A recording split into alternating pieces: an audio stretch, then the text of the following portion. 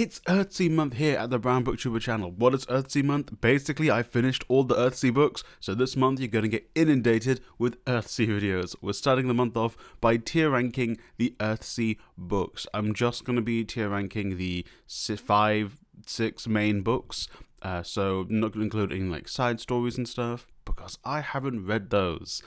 Let's get right into it, and I'll talk more about the rest of the month as we're doing it.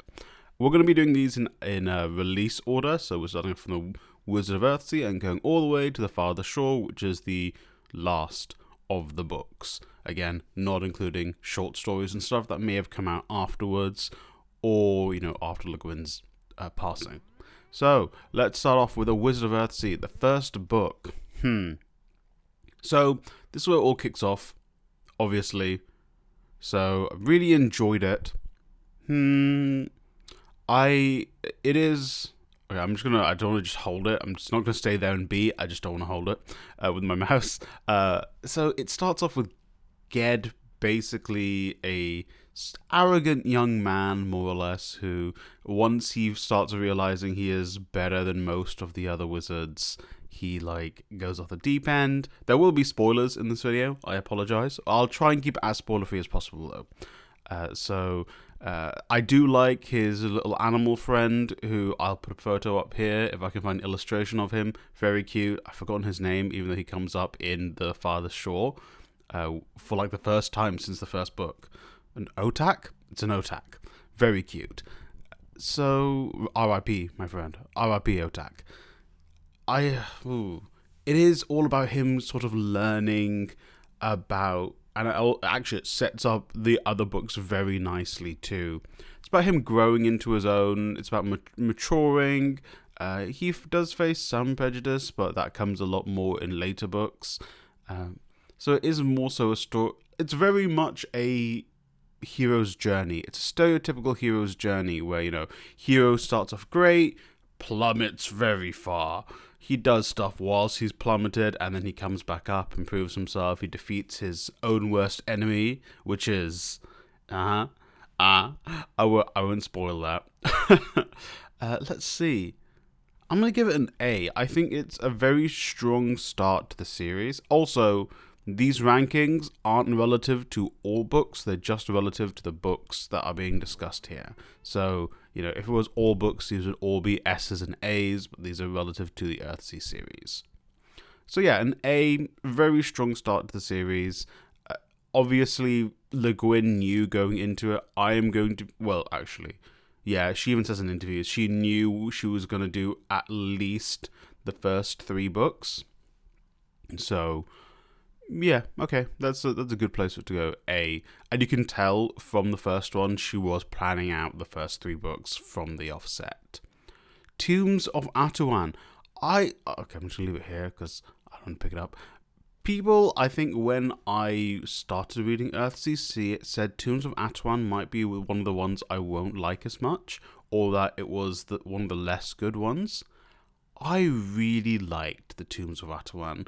The Tombs of Atuan was much more of a character study.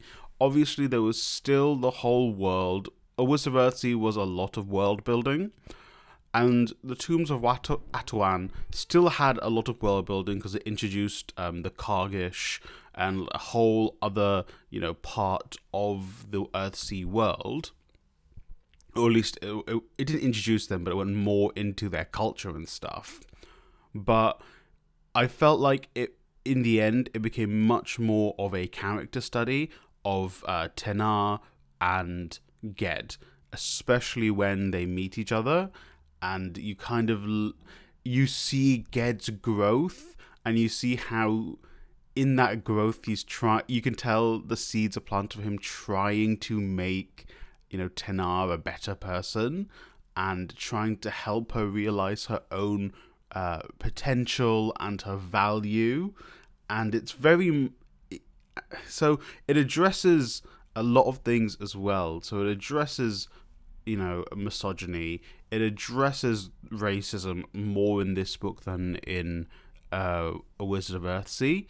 So, yeah, I really enjoyed this book. I feel like personally, I enjoyed this book a lot more than most people did.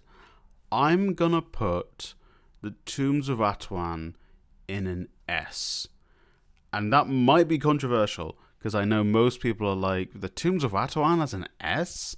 But I think I just really like Tanar as a character, and I like how even when Ged has had all this character growth from the first book, even after meeting Tanar, he grows even more as a character, and that's kind of awesome. Next up is The Other Wind. I'm going to put it back down here. The Other Wind is the third book, and I think what people thought was going to be the final Earthsea book, it does finish in a way that feels final, but there was also room for more books to come, and clearly there were more books to come. So The Other Wind is Ged traveling with Labanan on basically this big quest. Labanan doesn't really tell him, we're going to go to the other side of the world. Well, and then Ged's like, we're going to go to the other side of the world. I don't really know what I'm going to find there, but let's go do it, Labanan. And I won't spoil actually that ending part, because I think if you're new to Earthsea, that would be a very big spoiler, unlike some of the spoilers in these two. I'm gonna actually put it in a B. I didn't dislike this book, and again, like I said, this is relative to Earthsea only. If this was all books, it would be an A or an S. This would probably be an S. This would be an A. I just feel like The Other Wind as a book did a lot of exploring, and I think personally, when it comes to world building and exploration, I feel like for me personally, it did too much at once. It really sent them... it was a criticism I've had with other fantasy books that I've read, where, although, yeah, and I think maybe if this book was written in a way where we knew there was going to be more to come, and I think Le Guin was like, I did want to write more of Ged and Tanar's story after this, but I wasn't really sure when and how, so it felt like this book was meant to be final. And so it feels like a lot is being done in this one book, and it's put to a very end. And I feel like this sort of book would be really great as a middle book. And it turned out to be a middle book, but I think when Le Guin was writing it, it wasn't meant to be a middle book, if that makes sense. So it feels like a lot of world building was kind of put into the book, and maybe a little bit less could have been put in. But then again, the actual story Le Guin is telling is one that needs a lot of world building, because Ged and Labanan are going on this sort of more epic adventure compared to the other ones. I mean, Earthsea, Ged does kind of go on an epic adventure at the very end, but this entire book is them going on that adventure. The ending is very, heartfelt, and it's kind of the culmination of Ged as a character to this point. I feel like Le Guin does really good things with Ged in the other three books as well, which we'll talk about. But it really is kind of this culmination of Ged's entire story has been leading to this. His purpose of these books has been to get to the end of this book, and I think that's great. I like the interactions with the dragons in particular. I don't want to go into what happens at the very end, because that's going to spoil basically everything. But this book is, as it was meant to be a final book, this book is a great way of tying together Ged's story, and it being the culmination of Ged as he is in these three books. But again, I do think the next three books do great things with him as well as a character. We're moving on to Tahanu, the fourth book, which was actually meant to be the last book.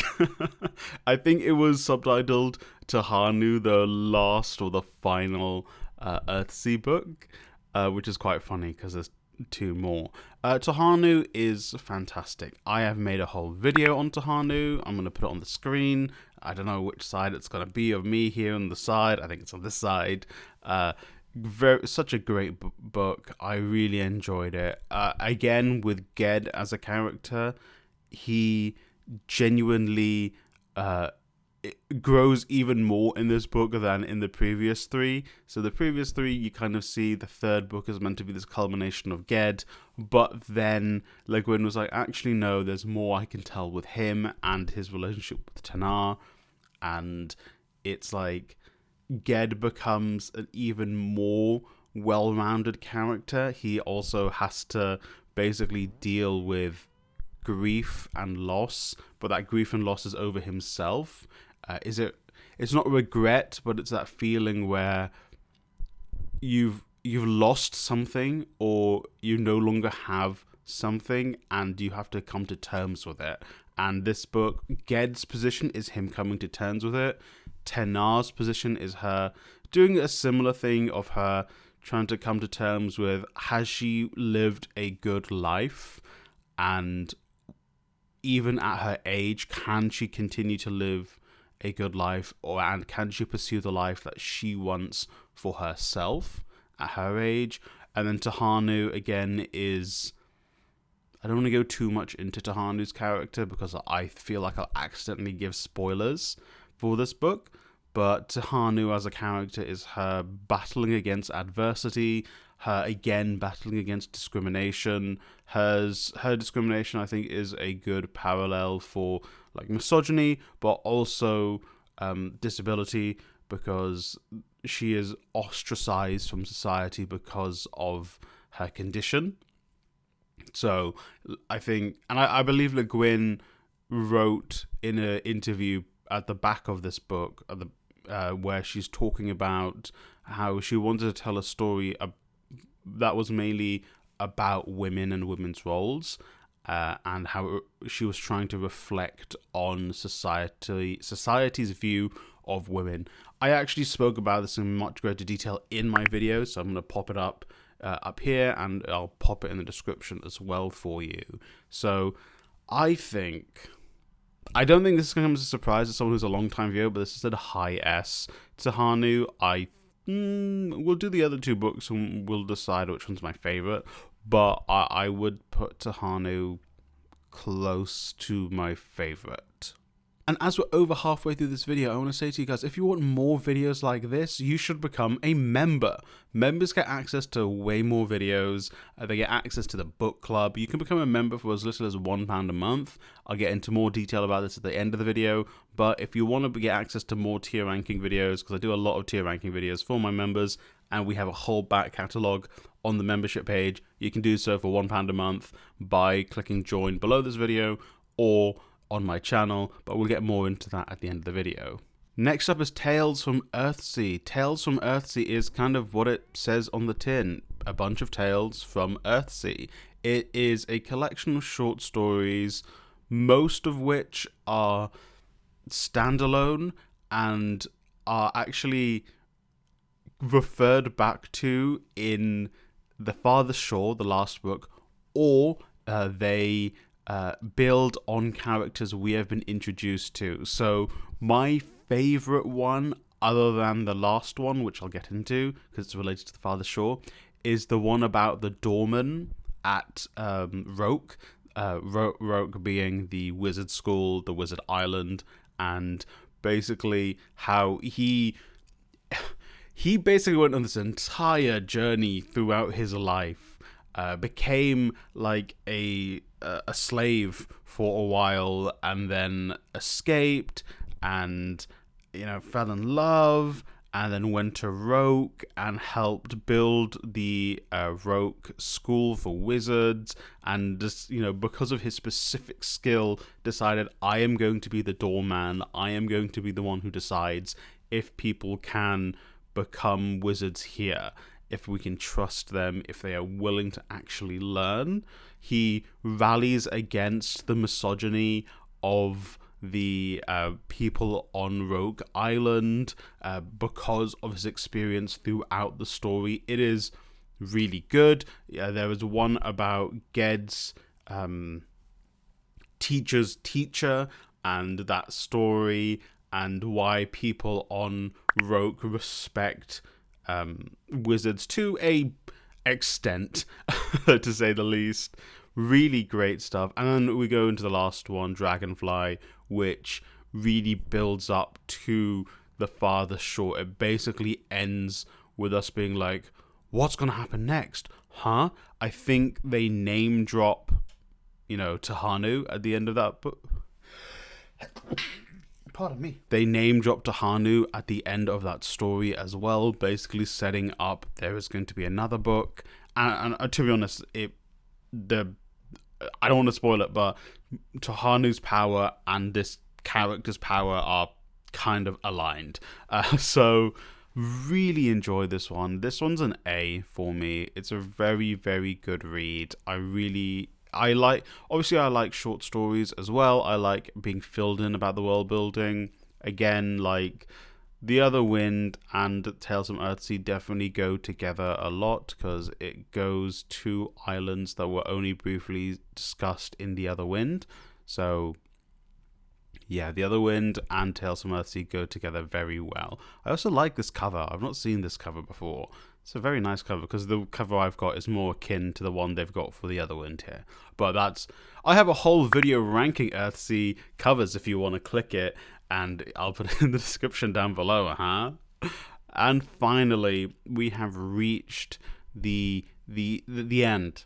We've reached the final book, The Farthest Shore. And this one especially, I'm trying to avoid spoilers, but it very neat. Okay, no, it's not deep. Okay, I can't put it back down here. I'm just going to leave it there for now. It very much neatly wraps up the story of Earthsea. It really ties together all of our characters, because obviously a lot of characters were introduced after The Other Wind. So, where The Other Wind puts a little bow on Ged's story, but then Le Guin realized she could actually delve into other aspects of his character a lot more. So I felt like The Farthest Shore was a great way to actually properly culminate Ged, to actually culminate Tenar, Tahanu.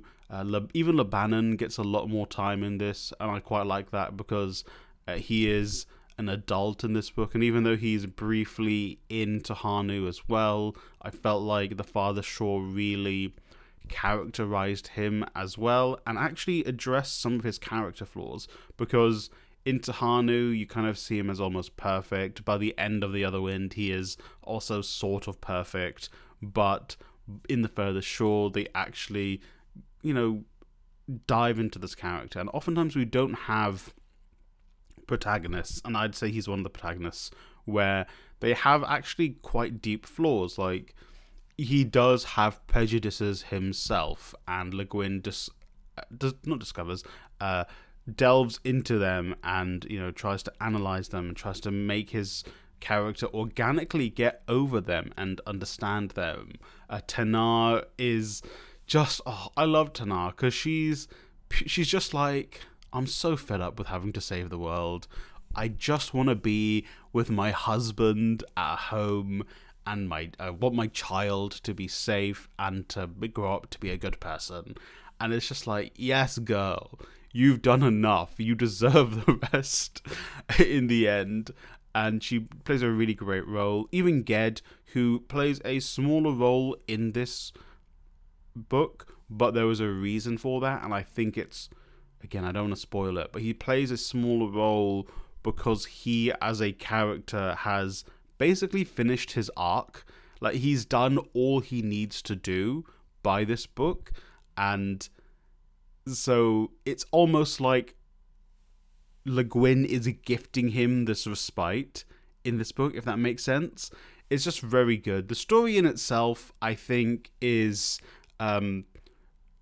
there's a lot, obviously, because it introduces the characters from Tahanu, the characters from actually these short stories as well end up in this too, and it also introduces brand new characters. So, and it also introduces a whole other concept as well to the book that is only briefly, actually it's touched on in The Other Wind. So again, all the books and even stuff from the Tombs of Atuan are in this. This book truly is a culmination, because there was something from every single book that is in this book that has led to what's happening here. I think it's a really great way of writing. Le Guin clearly was like, okay, I have written all of these books. How do I make this final book an actual culmination of all of them, to make all of the books, including the one that is a bunch of short stories, make sense in this one book?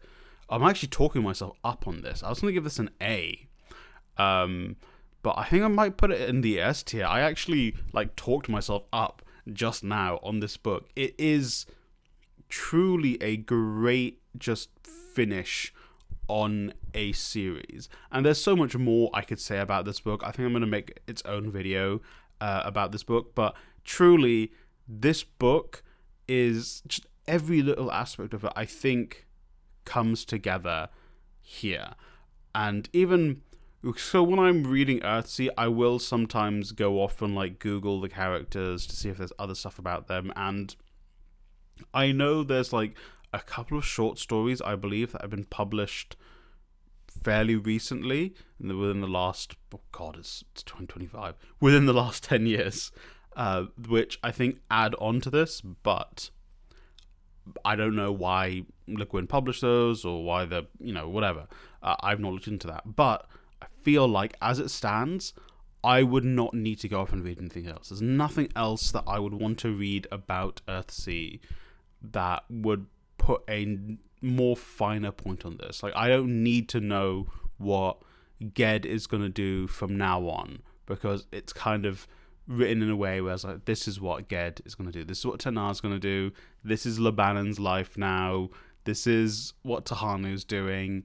It just is a nice culmination. It feels like at the end of... Actually, no, it feels better than at the end of The Lord of the Rings. The Lord of the Rings ends with, yeah, we've done everything, but there's still stuff to do, guys. And I know Tolkien was thinking about writing another book, and I think he published, or his son published, the first chapter of what was meant to be another book. But I digress. I'm not talking about Tolkien. This book genuinely feels like, okay, I'm done. This is it.